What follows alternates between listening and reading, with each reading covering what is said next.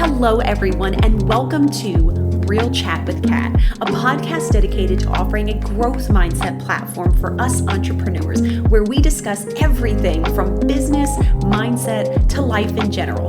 I'm your host, Catherine Polsinelli, a business organizing powerhouse, personal development strategist, and owner of Agent Services Plus, a company focused on helping entrepreneurs just like you build, grow, and be courageous in their business. I'm so excited to have you with us today, so grab a cup of coffee or your favorite beverage and get ready to have some amazing conversations and fantastic takeaways. Let's jump right in.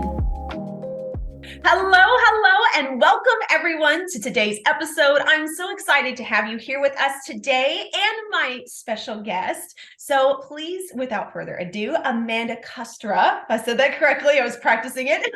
I'm so excited to have you here today. Do us all a favor. Tell us who you are, what it is that you do, and what kind of got you into your line of work. Absolutely. Thank you so much for having me, Kat. I am Amanda Costura. You did perfect with that. I am a clinical social worker in Ohio.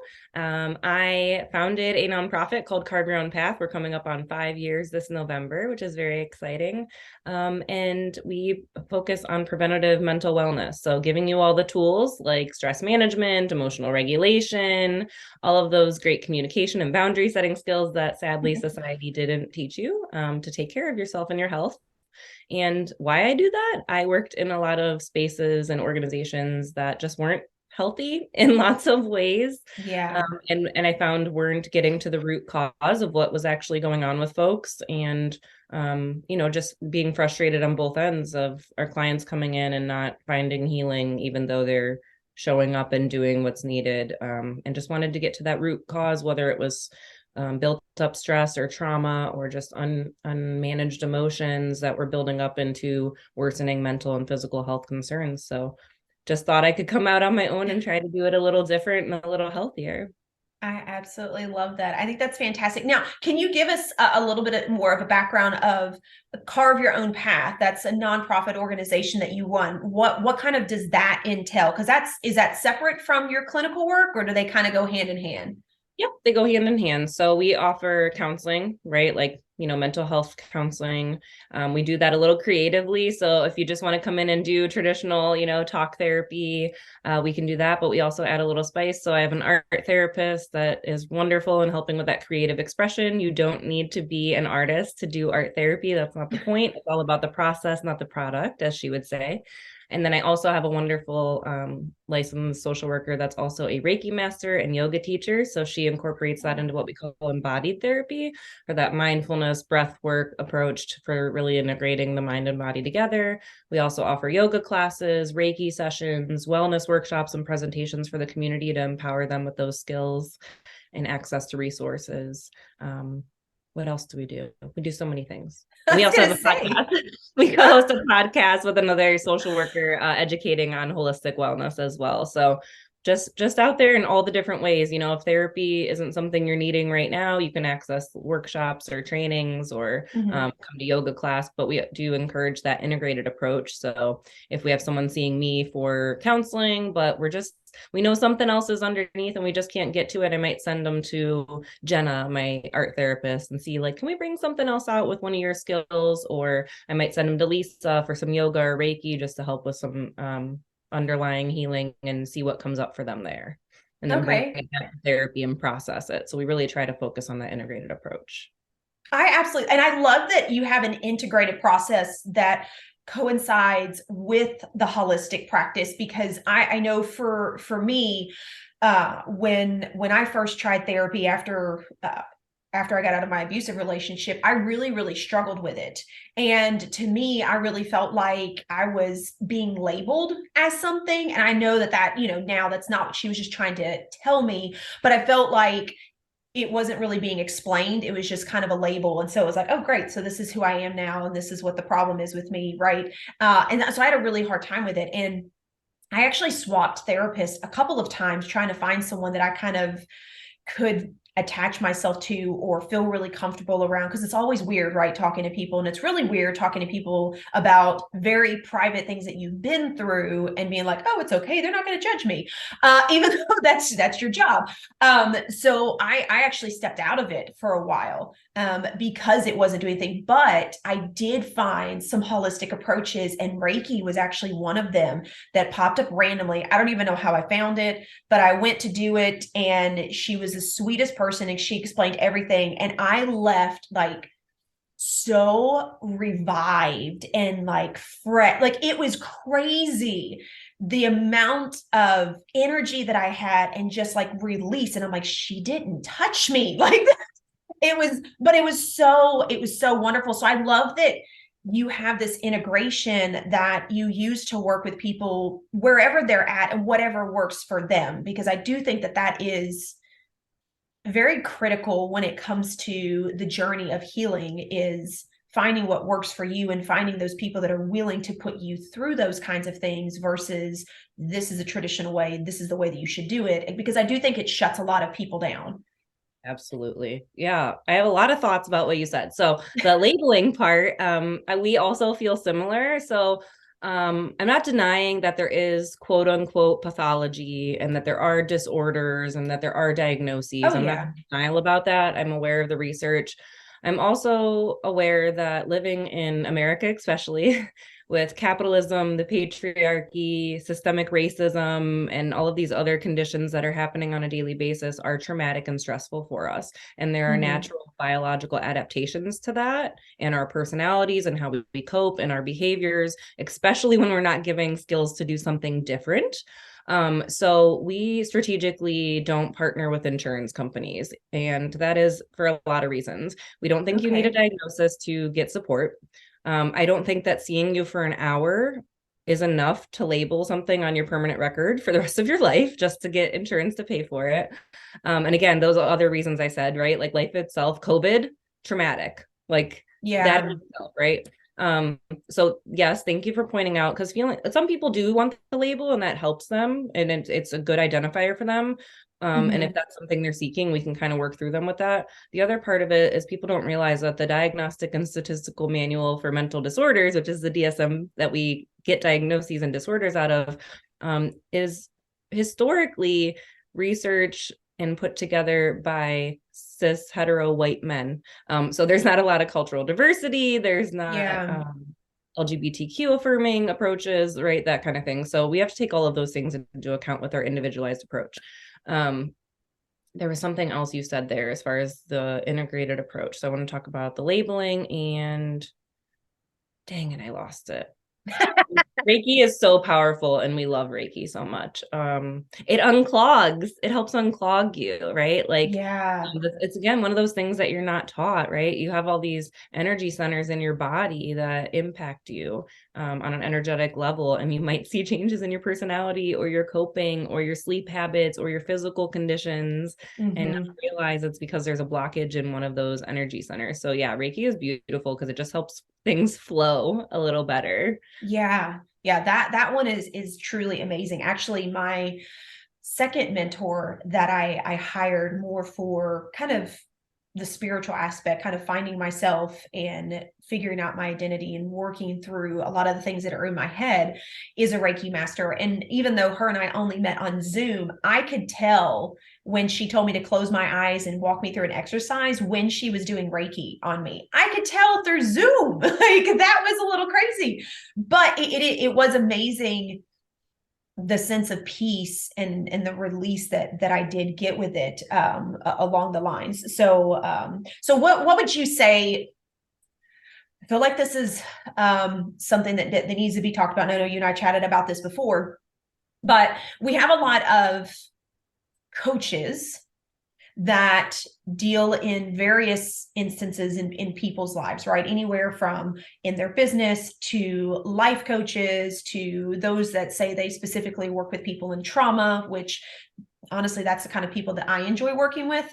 But I like working with those that know that they need to work on themselves and have already done some of the work. I can't solve those years of trauma. And I know that specifically because of what I have been through. But what is your suggestion, especially since you take this huge holistic approach, the difference between like coaching and knowing when it's time to make sure that they get the additional help that they need? Because I know that no matter how many courses, certifications, or whatever I take, I am not I am not certified to be able to dig in the way that you can.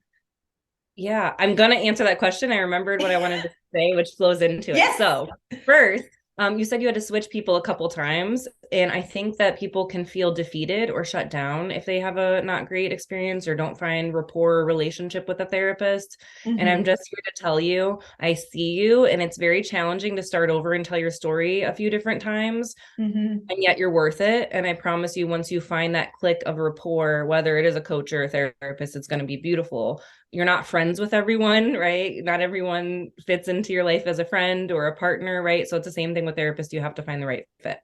And then, so the difference between like coaching and therapy and how we use that integrated approach, we focus on what are called the 8 dimensions of wellness. So obviously mental, emotional wellness, that's a no-brainer Mm-hmm. for us. But also looking at other areas of your life that could be impacting that, your occupational wellness, right? What is going on in your workplace that maybe you're bringing home or is causing you stress or whatever those things are? Your spiritual wellness, where do you need, are you trying to find yourself and your identity there? Your social wellness, what does your relationships look like, right? So if we see Mm-hmm. an area in one of those areas that could specifically benefit from a coach, because either it's out of our expertise or in therapy, we really need to focus on the coping or the trauma work or whatever else is going on.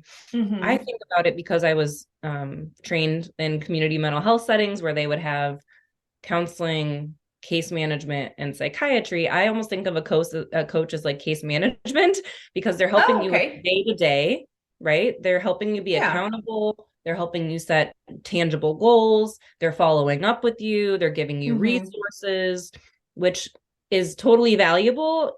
Just how I separate it in my brain is it's more surface level. It's the day to day type things. Where when you come to therapy, it's why do I have these beliefs? Why do I respond that way to my partner? Why Mm-hmm. do I get so activated when my kids are losing it? Right? Like those sort of um, ingrained belief systems and trauma experiences or depressed symptoms or anxiety symptoms. Mm-hmm. That kind of makes sense. So if I feel like somebody could benefit from a financial wellness coach that we work with, right, to help them with their budgeting and help them communicate with their partner about finances because that's causing stress in their relationship, that's where we Mm-hmm. might say, hey, let's add on another person on your team. Okay. And then that makes total sense. And I do get that. And for anyone that's out there, don't get offended. I'm not saying that they need to go see a therapist, but you do have to be able to gauge the person that you're working with and understand where they are at in the process. It's a very, very big deal. Because if not, and you're going in blind and you're like, I can help you, then you could actually be hurting them, or they get to the point to where because this didn't work for them again, they have that defeated feeling, and it makes it even harder for them to reach out to the next person that could help them. So I definitely agree with that. And speaking with a couple of different people that do similar things along your lines as far as therapy, it's been interesting to see the way it's approached as well, right? Where coaches were taught to, I guess, ask questions a little bit differently, where we can kind of dig in, where I also understand that therapy has a little bit more of an outline. And correct me if I'm wrong, the way that they kind of run down things and get into the root of things, where we could still be dealing with the surface matter and kind of what's behind it, but not necessarily the root of it. Yes, you might, however, because you built a relationship. Yes, and so like that's Okay. the answer in our work is it depends. So you might be so close with somebody in that coaching relationship, you might really develop rapport that just as a friend or a family member or anyone else you're close with, they might open Mm-hmm. up to you. And that can open up that box of things that Okay. are underneath. And so that's where I'm unfamiliar with, and I know it's not all the same of coach training, right? Are you Mm-hmm. taught to, if it comes up and it becomes heavier or more raw than you're trained to deal with, can you notice that, recognize it, help them tie it back up decently and then pass them on to someone that can get to those things, because we're not always going to be able to control that. And especially if you're helping people, I know there's a lot of mindset coaches that talk about limiting beliefs, or Yeah. if you're doing those kind of things, you might unknowingly open up the root of it, if that makes sense. Yeah, no, that makes a lot of sense. And it's interesting too, because that's actually one of the things that I enjoy talking about is limiting beliefs and the beliefs that, are from others based on what I have been through and what I know affected me and how much it affected me that I didn't realize.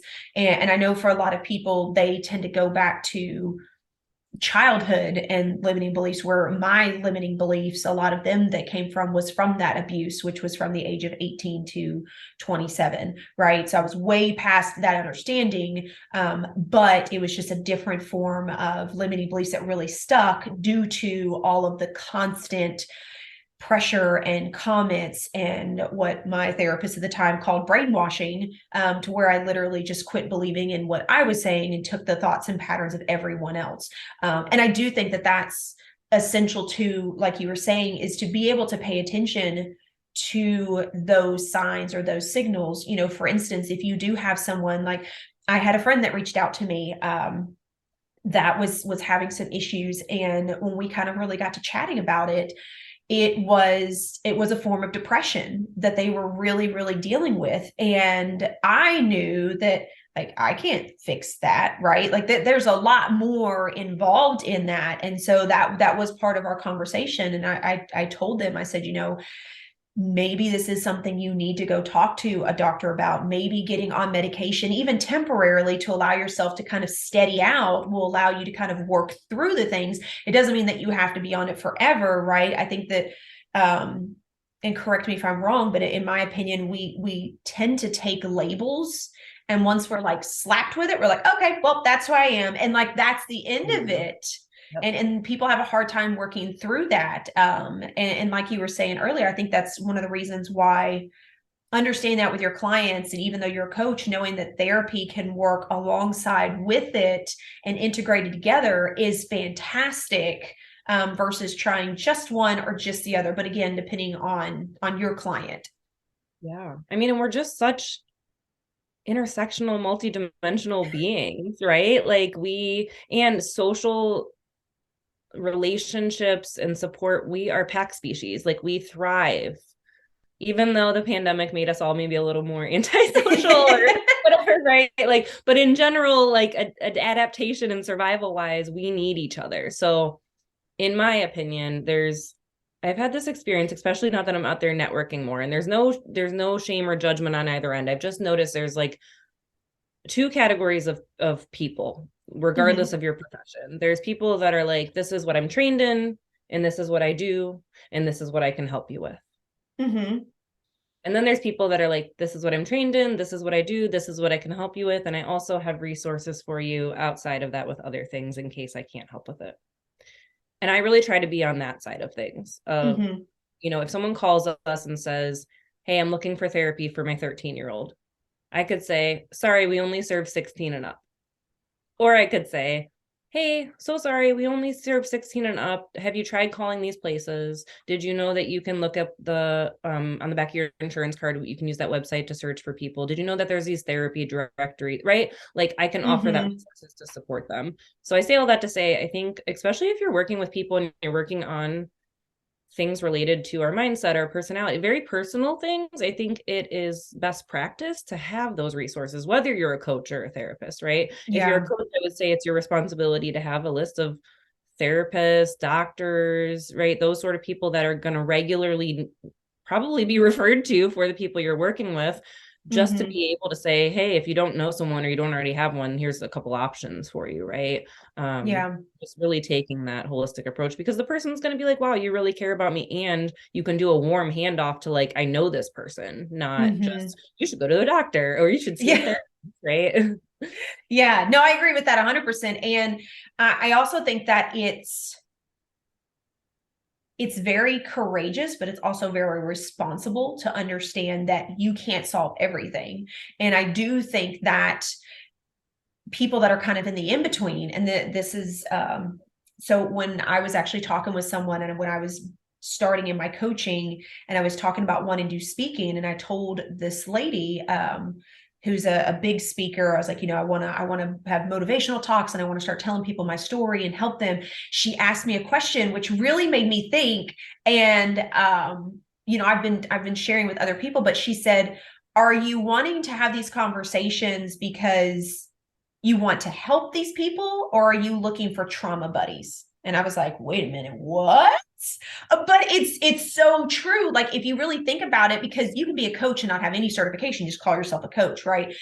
That people really need to pay attention to where they are at in their journey. And if you want to be a coach and you want to help people, but you find that when you're helping people, you become biased in how you're helping them, or you start to show a reaction to whatever it is they tell you, and you're giving them instant information based on what you've been through instead of sitting back and thinking about it, you may want to reevaluate how you are actually helping your client, and do you need to do more work so that you can come from an outside unbiased state to help them in the best way possible. And I do think that that's very important, and that's a piece that a lot of people that get into the mentoring and the coaching space tend to forget when they're doing it. And I know there's a ton out there, and I've met a ton of them that really have done the work on themselves, and they know the difference and they know how to separate it. But for those that are newer in the space, they really need to make sure that they are aware of that, and make sure that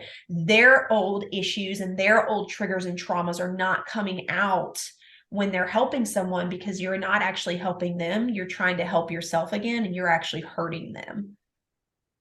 Yeah, that's probably, I'm so glad you said that, because that's probably one of the biggest fears that I have when I think about coaching or raw, vulnerable things like that, is everything you just said.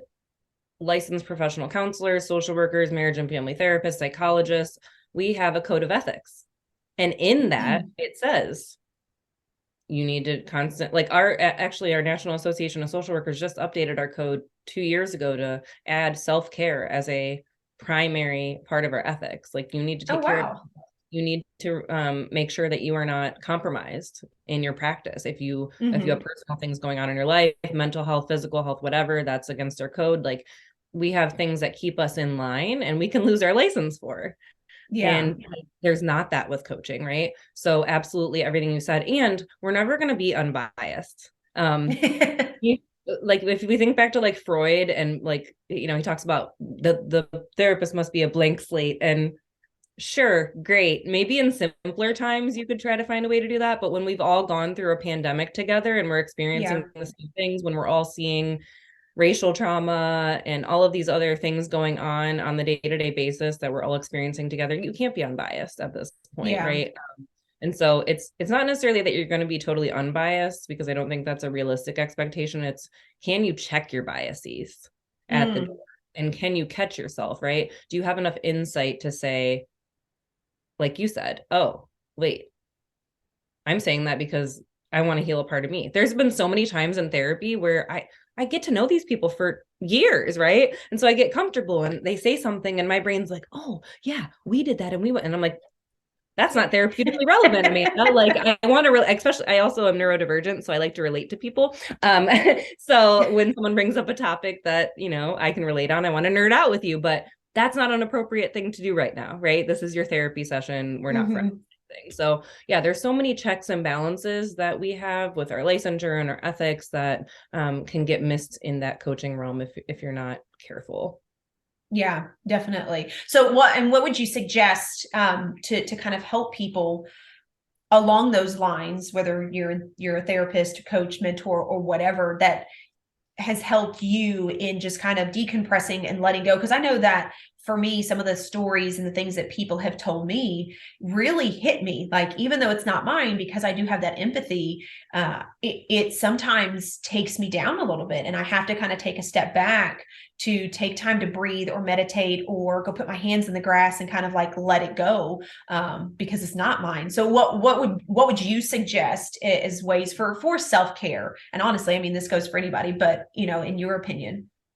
Yeah. Oh gosh. There's so many avenues I could go with this question, Kat. So so in the pandemic in 2020, I, like many people, hopped on TikTok. And I Uh-oh. saw this video of a therapist saying, stitch this video with the worst thing a therapist ever told you. And that was just yucky to me. Like, I'm aware that we have not great experiences, but I didn't feel like the internet needed to be flooded with that. So I put out a Yeah. one that said, stitch this with the best thing a therapist ever told you. And it ended up going viral and got picked up on BuzzFeed. And I was like, what? Oh, awesome. So one of my favorite responses to that video was another therapist saying, you can only take your clients as far as you've been in your own healing journey. And I just loved that because it's so true. When I do my own therapy and I heal parts of me that I didn't realize needed healed, and I go through that process, now I have that piece of information added to my lens to pay attention to and have on my radar for other people, right? Which can also become a bias. Yeah. Right, like you said with coaching, like if you've healed from your own things and now you look at so it's a blessing and a curse. But do your own work, have your own therapist, have your own coach for those heavy things if you need to. The support system is huge.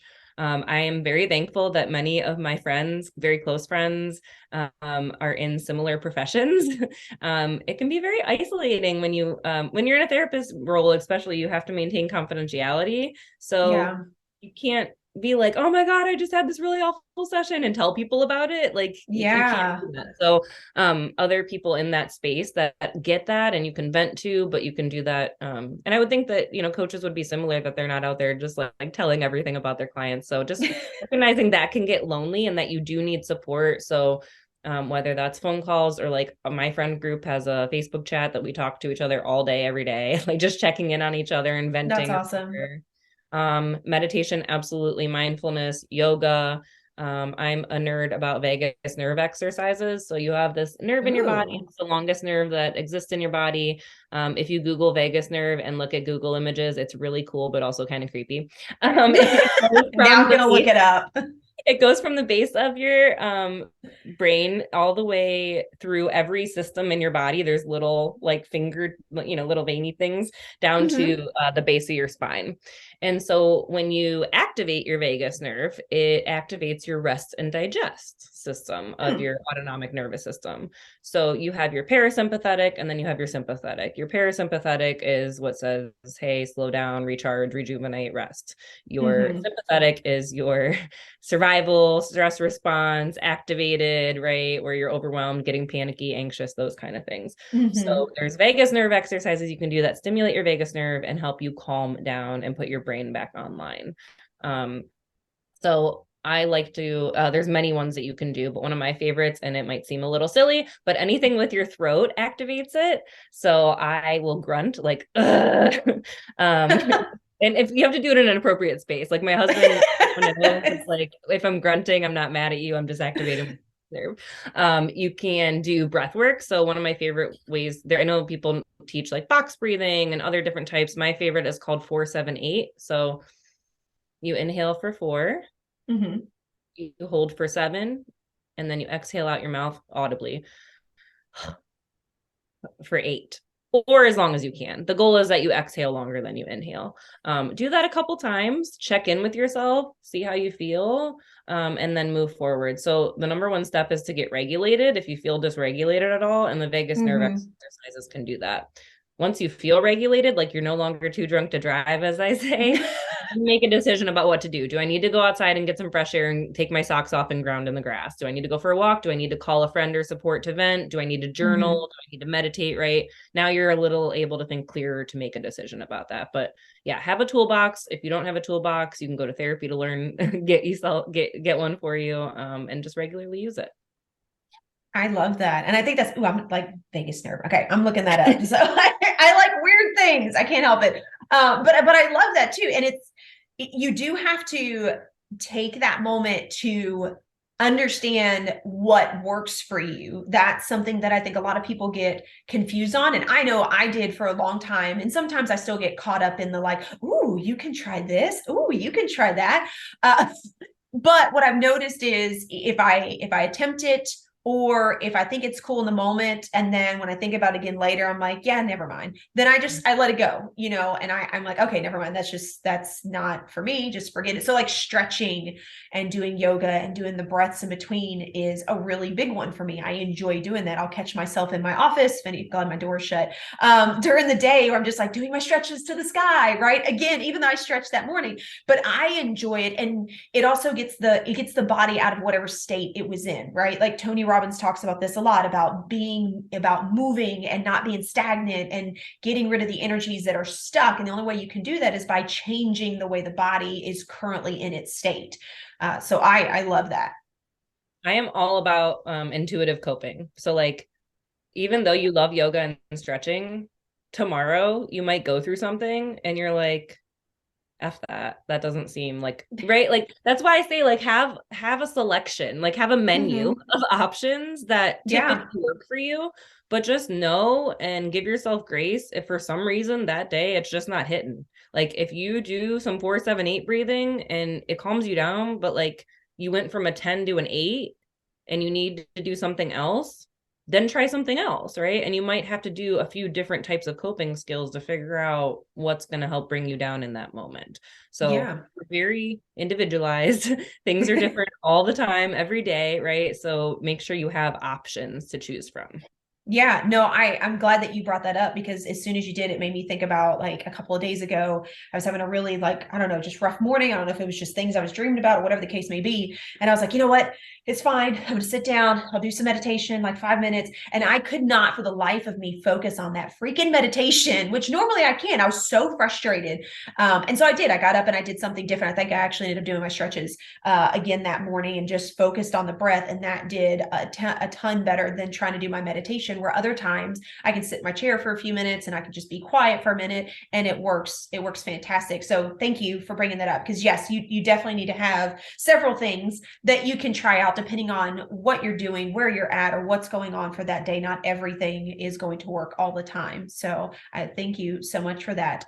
So as we come to the end, which I could ask so many more questions, I have so many questions in my brain. But as we close, Amanda, do you happen to have a quote or piece of advice, something you'd like to share with the audience before we take off today?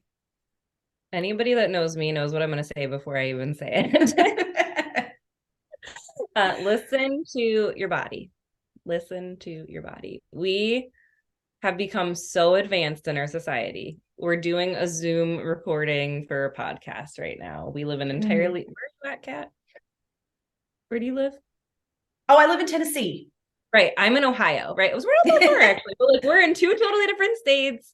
We have a clear picture, clear audio, and this is going to go on the internet when we're done and you edit it and all those wonderful things, right? Like we have come from cave people times to this. Productivity, achievement, go, responsibilities, appointments, shuffle here, shuffle there, do this, do that, right?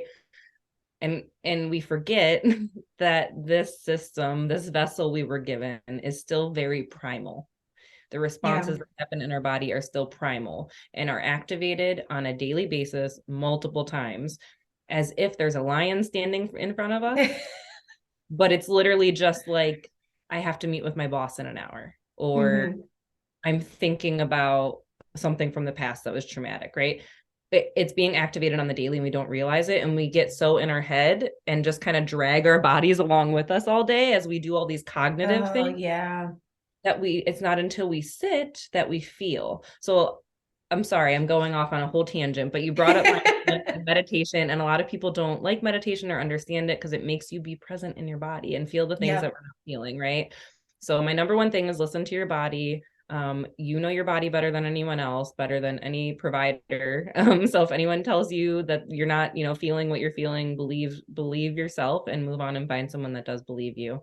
Tune in to take care of your body first.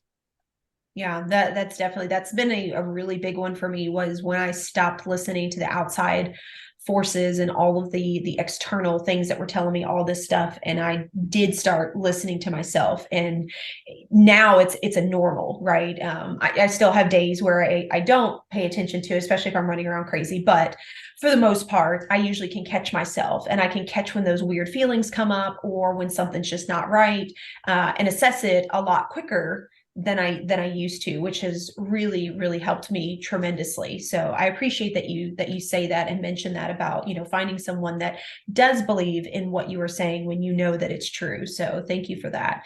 And then, of course, before we go, tell everybody, where can they find you? How can they follow you? How can they get in touch with you, especially for those that are in the Ohio area? Yeah, so our website is carvemypath.org. You can follow us on Instagram at carvemypath. I'm pretty active on LinkedIn, so if you just search Amanda Costura, you can find me and add me there if you want to connect professionally. Yeah, you can get on our email list at our website, so lots of great opportunities there. Awesome. Awesome. Well, thank you so much for all the information, Amanda, and the connection and, understanding that things can work together. It doesn't have to be one or the other. I super do appreciate you coming on and having this conversation with me. Yeah, thank you for giving me the space to talk about it. Yes, always, always. So, and to everybody else that's out there, I hope you guys got some amazing takeaways. I hope you took notes because there are some awesome nuggets here. And don't forget, until next time, do one thing positive for someone each and every day and see the difference that it can make in your life. And so until next time, you guys have a fantastic day.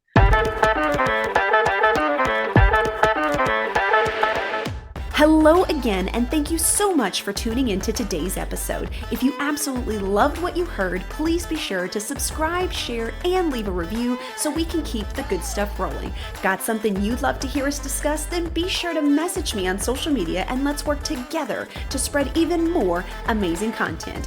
And if you haven't yet connected with me on social media, be sure to follow along at Agent Services Plus. I'm so excited to connect with you on the next episode, and until next time, be sure to find things that help you learn, grow, and be inspired.